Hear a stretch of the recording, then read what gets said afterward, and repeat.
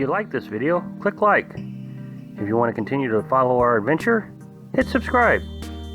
Your support would be greatly appreciated. Hello, the House on the Road subscribers and followers. I've said many times that I want to try to give, one of the things that I want to try to do is try to give you the essence or the nuances of this experience. You know, a lot of these YouTube RVers, they give you you'll ask them a question or whatever, and they'll give you a quick 30-second answer. You know, what do you think of free free campsites? Oh, it's great. Well, I want to tell you everything about it. I want to tell you that, you know, it's not always great. Sometimes it's not great. Sometimes it's just like life. Things are good, things are bad. Now, admittedly, things are usually better out here than not. But that being said, we've been at this for 5 months, and as newcomers to this lifestyle, probably the only ones in this lifestyle, you know, doing it in a pop-up camper,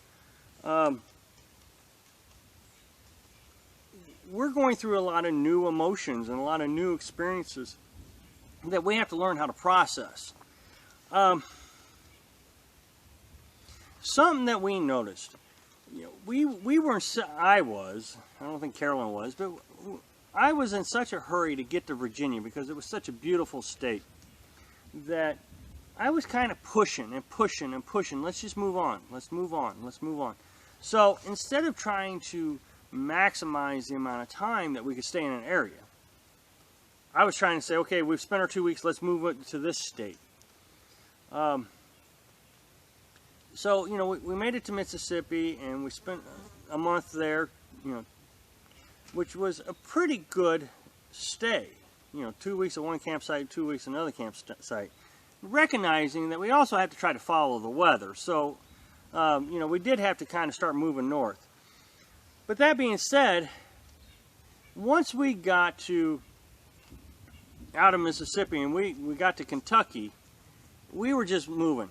Every 2 weeks we moved to the next location, moved to the next location. So we got to Kentucky and we moved, and then, no, I'll take that back. We got to Tennessee and we had to move the next day, not of our choosing. You know, they closed the campground down and told us that we were going to have to leave. And then we made it to Kentucky, stayed there 2 weeks, and then we moved on to Thomas Jefferson's National Forest in southwest Virginia, and stayed 2 weeks there and moved on. And now we're here in northwest Virginia, or northeast West Virginia. It's in the George Washington National Forest. One of the great things about George Washington National Forest is you can stay 21 days instead of 14. And that has opened my eyes to something. We stayed at Wolf Gap for 21 days, moved 30 miles to this location, which is Hawk Campground, and we've been here almost 3 weeks. And then after this one, we're going to move down the road 2 miles and stay there for another 3 weeks. So, you know, we're 12 weeks in the same location. And here's where the emotion comes in at. At Mississippi, I felt relaxed. I felt good. I liked what we were doing. But when we started moving from site to site to site to site, I started getting, I don't know, not stressed, but I was just getting where it wasn't fun. I wasn't totally happy. I wasn't as happy as I was in Mississippi. But now I'm here in the George Washington National Forest, and we've been here a while. I'm back to being relaxed and happy. And I think I know why. There's several reasons. One, we are starting to learn the area. Just a few days ago, we learned where a discount food store is, called Aldi's. You know, we've been shopping at Walmart for several weeks now, and our budget has been going up. Food budget. Overall budget went down, but our food budget went up. So we can find an Aldi's now, and for the next 3 weeks, we're going to be able to save money, about half actually. So that, you know, that is relaxing. That's one less thing I got to worry about. Well, the food budget is going to be outrageous. The reason you shop at Walmart when you're traveling is because it's the easiest thing to find. We couldn't find Aldi's or any other discount stores on Google. Finally, it showed up on Carolyn's Around Me app. It's called Around Me. And so we were able to go to Aldi's. You learn where you can dump your trash. You don't have to find out, okay, you got to go to this gas station, this gas station. You know, after a week or so, you've learned everything. And so you know that I can always go to this gas station and they'll let me dump my trash there. You learn where the self-service is. Just the other day, we thought, well, maybe instead of staying at this campground for another go down the road for 2 miles for another 3 weeks, maybe we'll jump over to the other side of Woodstock, and there was a campground there. And actually, it was a very nice campground. So we went over there and checked it out because it was close, which you don't usually get to do. That means you got to stress about going to your next campsite. Is it going to have everything we need? Well, we got there and the internet was just a little spotty. It worked, but we were there, what, half hour? And it worked and it didn't work and it did work and it didn't work. So we thought, you know what, we're just going to stay here. Finish out our Virginia expedition or venture and start heading south after that.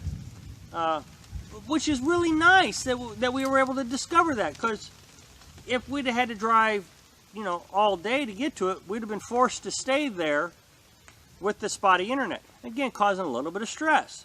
Now, I recognize that when we start heading back south, that we're going to probably run into a campground that we're not familiar with. But we also have some ideas where we want to go when we're coming up north. So, I think the longer you stay in a position, in an area, that the more relaxed you become. Now, the thing is one of these days, I am sure we will be back to Virginia. I'm sure of it. It's a great state. We really enjoyed it, so why not come back to it? As anybody who knows John Leathers, he says on the side of his camper, been there, done that, going back to do it again. Well, there's some ideas to that. That's not a bad idea. Yeah, I mean, there's a whole country to see, and we want to see a lot of things, but there are a lot of things we don't want to see. So maybe, we don't want to go to, I don't know, just pick a state. Maybe we don't want to go to that state. But we could come back to Virginia because we know a lot about it now. So anyway, the nuance of this is, and I really suggested that you give this a try, that you stay in a location for as long as you possibly can. Check out the other campsites in the area. There's plenty to do if you're wanting to sightsee, plenty to do. I mean, here in Virginia, there is a ton to do. You've got the Civil War, you've got mountains, you've got history, you've got everything. Everything is here. Even if you drive, I don't know, 150 miles, you can get to the ocean. So everything is in Virginia that you could stay for extended periods and still see a lot of different things, if that's what you're wanting to do. So again, I wanted to just bring you this little nuance and try to share with you every time I have one of these feelings what it is. The other RVers on YouTube, I see them running around all the time, and I don't know how they do it. I mean, they just spend a few days and pick up, and off they go to the next one, and spend a few days and pick up, and off they go. And I really do think they're doing it for their YouTube channel. But to me, I think I can share all these experiences with you if you're really going to come out here and do this. So anyway, I hope that helps you in making your decision to full-time camp. I guess in a pop-up. That's what I'm kind of hoping for, but even if it's just a travel trailer, that's fine. So thanks for watching. Be sure to subscribe. Click like if you liked the video, and happy travels.